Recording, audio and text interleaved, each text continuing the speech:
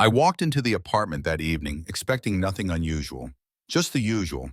Drop my keys on the counter, loosen my tie, maybe crash on the couch for a few minutes before figuring out dinner. But the second I stepped inside, I could tell something was off. She was in the kitchen, standing stiff with her arms crossed. Her face wasn't angry, wasn't sad, just cold. "We need to talk." That phrase never led anywhere good. I exhaled slowly, already bracing myself. "All right." She took a deep breath, like she was psyching herself up for something, and then without hesitation, she dropped it. "You need to earn my affection." For a moment, I just stood there trying to make sense of what I had just heard. What? Not because I hadn't heard her, but because it was so ridiculous I had to hear it again. "You heard me." Her voice was steady, completely serious. "I don't feel the way I used to. I don't know if it's you or if it's me, but something is missing, and I need that spark again. If you want my affection, you have to earn it." She said it like she was stating a fact, as if this was just how things worked. Like it was a simple new rule, right up there with remembering to take the trash out or putting the toilet seat down. I stared at her, waiting for some hint that this was a joke, some kind of test, but she wasn't flinching. "Earn it?" My voice came out sharper than I intended. "And how exactly am I supposed to do that?" She just shrugged. "That's up to you, up to me. So let me get this straight. I was supposed to guess what she wanted, prove myself, and somehow convince her to care about me again? Like I was on some kind of competition show, fighting for her approval? I opened my mouth, ready to fire back, but stopped myself. I needed to think. If I reacted out of anger, she'd turn it against me, make me the bad guy. So I kept my voice calm. "Is that how you see me now? As someone who has to compete for your attention?" She sighed, clearly frustrated. "I don't know, okay? I just know I don't feel the way I used to, and I don't want to force it. I need something more." That word, need, it wasn't about us. It was about her feelings, her desires, her satisfaction. And all I could think about was how much I had already given. How many times I had put myself second to make things easier for her. And just like that, everything I'd done, everything I'd given, suddenly wasn't enough. Now I had to prove myself. Something inside me shifted. A few months ago, maybe even a few weeks ago, I might have taken the bait. I might have twisted myself into knots, trying to figure out how to win her back. But as I stood there watching the detached look on her face, something clicked. This wasn't about us struggling through a rough patch. This wasn't even about our relationship. This was a game, a power move. She wanted me to chase her, to make me feel like I was lucky just to have her, like she was some kind of prize I had to earn. I didn't react right away. I just gave a slow, thoughtful nod, as if I were actually considering what she said. But deep down, I already knew. This wasn't a conversation about fixing things. This was the moment I realized I was done playing by her rules.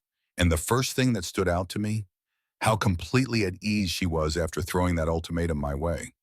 She wasn't nervous about how I'd react. She wasn't afraid that I might walk away. No, if anything, there was a quiet confidence in her posture, like she was already sure of the outcome, like she expected me to fall in line.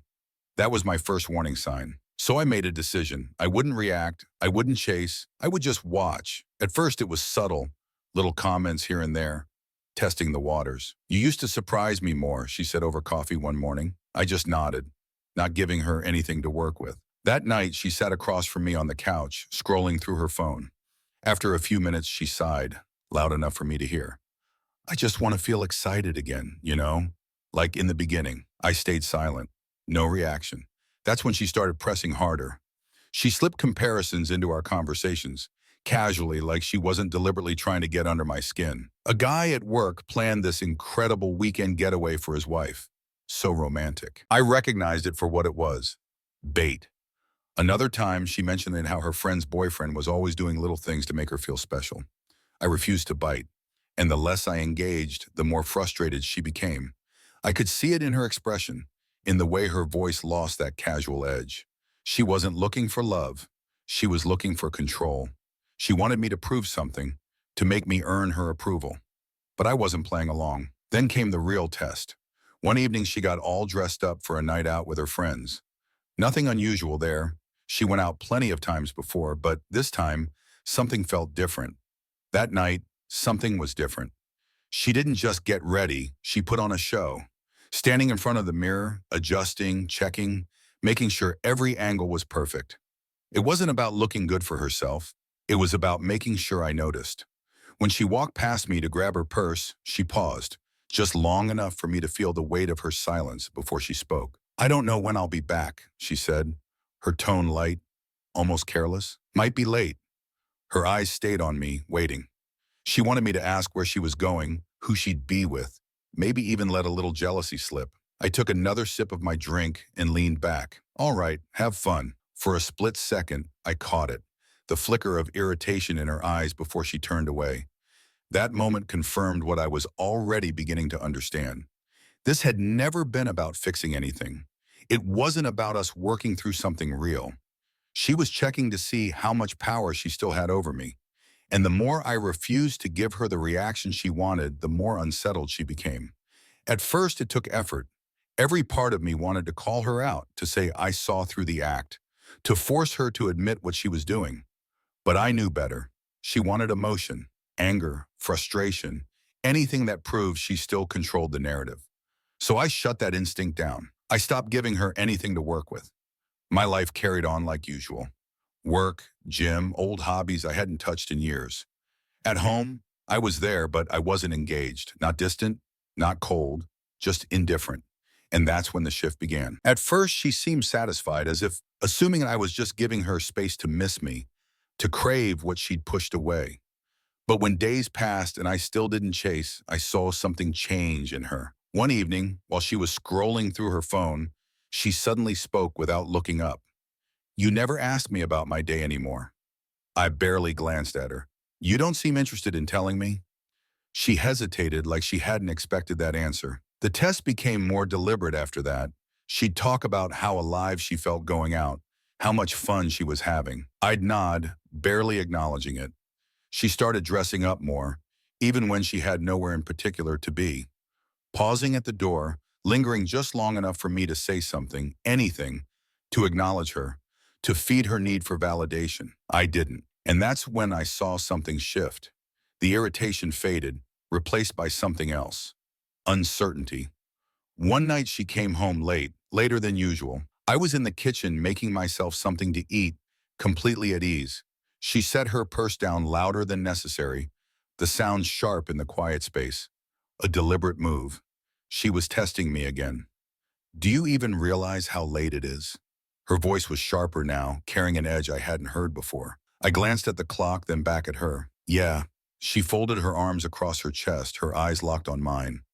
"And that doesn't bother you?" I took my time, chewing another bite before responding. "Should it?" I saw it happen in real time. The subtle twitch of her jaw, the flicker of frustration in her eyes. This wasn't the reaction she had expected. It wasn't going according to plan. She wanted me to scramble, to prove something, to act like some guy terrified of losing her. She thought I'd start bending over backward, desperate to win her back. But the second I refused to play along, the entire dynamic shifted. She wasn't the prize here.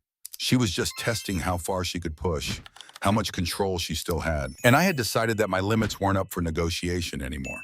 Once she realized I wasn't reacting the way she wanted, everything about her demeanor changed. At first, she pretended not to care, acting like my indifference wasn't affecting her. But I saw the small cracks forming. The way she'd steal glances when she thought I wasn't looking. The hesitation in her steps before she walked out the door, as if waiting for me to stop her. The way my silence seemed to weigh on her more than any argument ever could. Then came the attempts to pull me back in. It started subtly. One morning she set a cup of coffee in front of me, something she hadn't done in a long time. "Made it how you like it," she said, as if it was no big deal. I thanked her, took a sip, and went back to my morning routine. No change in expression, no acknowledgement of what she was trying to do. Just a simple, polite response. That wasn't enough for her. A few days later, she brought up an old tradition. "We should have a movie night," she suggested, adding, "like we used to." Her voice was measured, her eyes watching me carefully. I agreed but didn't make a big deal out of it. We sat through the movie, side by side, but I didn't lean in, didn't reach for her, didn't try to turn it into anything more. She was waiting for me to act like I used to. I never did. And that's when I started to see the frustration creep in. One evening, while we sat in the living room, she finally cracked. Do you even care anymore? I glanced up from my phone, meeting her gaze. Care about what? About us, she shot back, her arms folding tighter. You're different. I leaned back in my chair, considering her words. Different how? She scoffed. You know what I mean. You don't. She stopped herself, biting her lip before exhaling sharply. You don't act like you used to. You don't even try anymore. I let the silence settle between us before answering. Maybe that's because I finally realized I shouldn't have to. Her eyes narrowed, sharp with suspicion. What's that supposed to mean? I didn't rush to answer. Instead, I studied her. The tension in her shoulders, the way her fingers dug into the edge of the couch, the controlled stillness of someone who wasn't as composed as they wanted to seem. It means, I said finally, that I don't see things the same way anymore. Her lips parted slightly like she was about to respond, but she stopped herself. I could see it, the hesitation, the recalibration. She wasn't used to this version of me, the one who wasn't bending, wasn't scrambling to fix things, wasn't trying to meet expectations I never agreed to in the first place. And she didn't like it. I could tell she was stuck between two instincts. Keep up the act, hold on to control, pretend she was still the one dictating the pace. But on the other hand, she was realizing something far worse. She was losing me. Not in the way she had hoped, not in a way that would make me fight harder, but in a way that put her on unstable ground for the first time. She wasn't afraid of losing me. She was afraid of losing the version of me who used to chase her. That night after our conversation in the living room, something shifted. She became desperate, not in an obvious pleading way.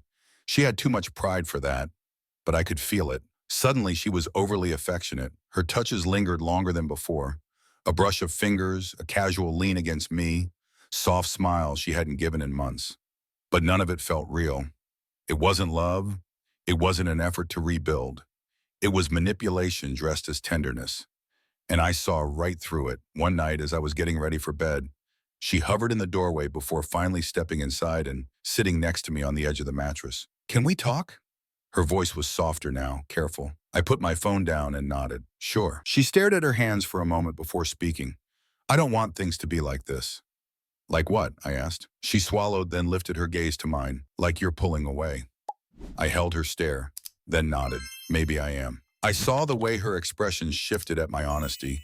A small flinch, a flicker of something she didn't want me to notice. Why? I let out a slow breath, choosing my words carefully. Because I finally see what's been happening, I said. And I'm done playing along. She opened her mouth, ready to protest, to twist the narrative, to find a way to put me back in the place she needed me to be. But I didn't let her. You made me fight for something that should have been mutual, I continued. I spent so much time trying to prove myself to you, thinking that if I just did enough, if I just loved you enough, you'd finally give me what I needed. And the worst part? I let it happen. I convinced myself that this was what love was supposed to be. She shook her head, her expression conflicted. That's not what I was trying to. It doesn't matter what you were trying to do, Mo. I cut in before she could finish. What matters is what actually happened. And now the only reason you're making an effort is because you finally get that I'm not running after you anymore. Her eyes burned with frustration. That's not fair. A short, bitter laugh escaped me. Fair? I repeated. Fair would have been us both putting in the same effort, standing side by side, building something together. But instead, I was the only one trying while you kept shifting the goalposts. She had nothing to say to that. I leaned forward, resting my elbows on my knees. Let's just be honest. You liked the control. You liked knowing that I would keep fighting for you, chasing after scraps of affection like they were rewards I had to earn. And for a long time, I played along. I let out a slow breath, the weight of it leaving me lighter than I'd felt in years. But not anymore. Her face paled slightly. So that's it? I met her gaze, and for the first time throughout this entire mess, I felt calm. Yeah, I said simply, that's it. I had expected more. An argument, a plea, some desperate attempt to flip the situation back in her favor. But she just sat there, staring down at the floor, as if struggling to process something she never thought would happen. Maybe she assumed I'd cave at the last second, that I'd convince myself she was worth one last fight. But I'd already fought enough, and this time, I was choosing myself. That night, I packed my things. She stood in the doorway watching, but she didn't try to stop me. No anger, no accusations, no begging, just silence. Like she was finally realizing that I was done playing this game. I hesitated at the door, giving her one final look. There had been a time when I would have given anything to fix this, to hold on a little longer, to keep believing we could somehow make it work. But standing there, all I felt was relief. I hope you find what you're looking for, I told her. She parted her lips, like she wanted to say something, but nothing came out. So I left, and I didn't look back. The first few days were strange. Not painful, not devastating, just quiet. I thought I'd feel lost, like I'd abandoned something I was supposed to hold on to. But instead, it was like I had finally set down a weight I hadn't even realized I was carrying. I focused on myself. I did things I had neglected for too long, picked up hobbies I'd forgotten about, reconnected with old friends, even just took walks without feeling like I had to be somewhere or prove something. For the first time in years, I felt like myself again. She reached out a couple of times, not outright asking me to come back, but dropping messages that were obviously meant to get a response. Hey, hope you're doing okay. I found one of your shirts here. Do you want to come by and grab it? We should talk. I never replied, not out of spite, not because I was holding on to resentment. I just didn't see the point. That part of my life was over, and I had no interest in revisiting it. That's the thing about walking away from something that was never good for you.